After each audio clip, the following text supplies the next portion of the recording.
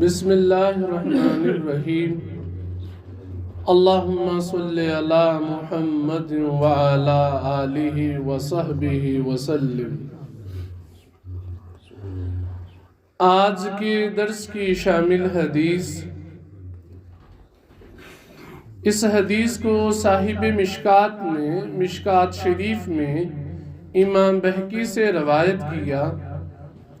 اور اس حدیث کے راوی ہیں حضرت انس رضی اللہ تعالی عنہ۔ قال کان رسول اللہ صلی اللہ علیہ وآلہ وسلم اذا دخل رجب قال، حضرت انس رضی اللہ تعالی عنہ نے ارشاد فرمایا کہ جب بھی ماہ رجب کا مہینہ شروع ہوتا، داخل ہوتا، تو نبی پاک علیہ السلام فرمایا کرتے اللہم بارک لنا فی رجب و شعبان، کہ اے اللہ ہمیں رجب اور شعبان کے مہینے میں برکت عطا فرما، وبلغنا رمضان، اور ہمیں رمضان کے مہینے تک پہنچا۔ یعنی جب کبھی بھی رجب کے مہینے کا آغاز ہوتا، جیسے آج رجب کی پہلی تاریخ ہے آج، تو رجب کے مہینے کے بعد شعبان کا مہینہ، اور اس کے بعد انشاءاللہ رمضان کا مہینہ۔ تو نبی پاک علیہ السلام باقاعدہ اللہ سے دعا فرمایا کرتے کہ یا اللہ ہمیں رجب اور شعبان کے مہینے میں برکت عطا فرما، اور پھر یہ بھی دعا فرمایا کرتے تھے کہ یا اللہ ہمیں ماہ رمضان تک پہنچا۔ تو بہت خوش نصیب لوگ ہوں گے کہ جنہیں اللہ رب العزت ماہ رمضان کا مہینہ عطا فرمائے گا۔ اس حدیث کی شرح میں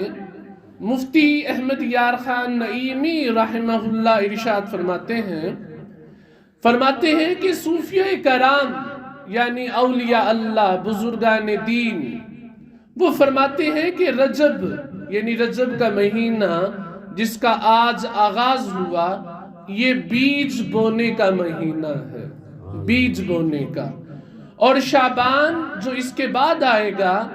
وہ پانی دینے کا مہینہ ہے، اور رمضان کاٹنے کا، فصل کی کٹائی کا مہینہ ہوگا۔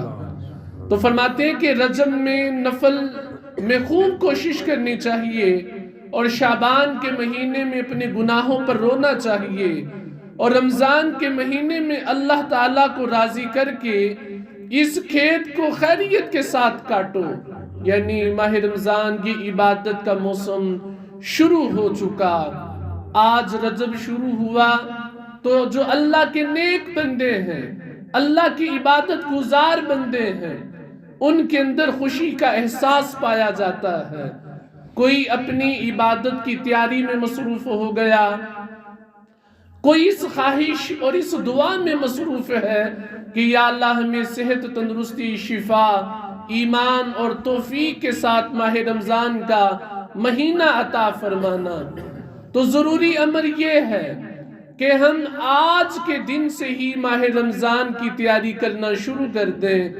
ماہ رمضان کی تیاری سے یہ مراد ہے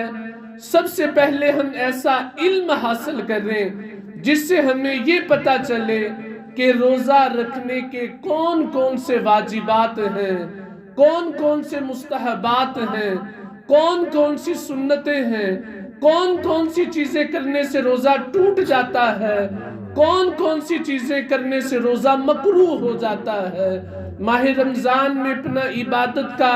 ہمیں کیا حکمت عملی اپنانی چاہیے، ہمیں اپنی سحری، افطاری اور جو عید کا دن ہوگا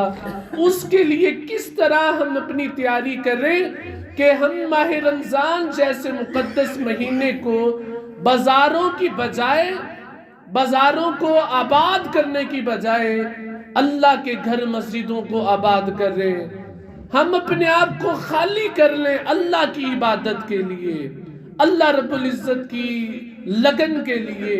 اس کی طرف آنے کے لیے،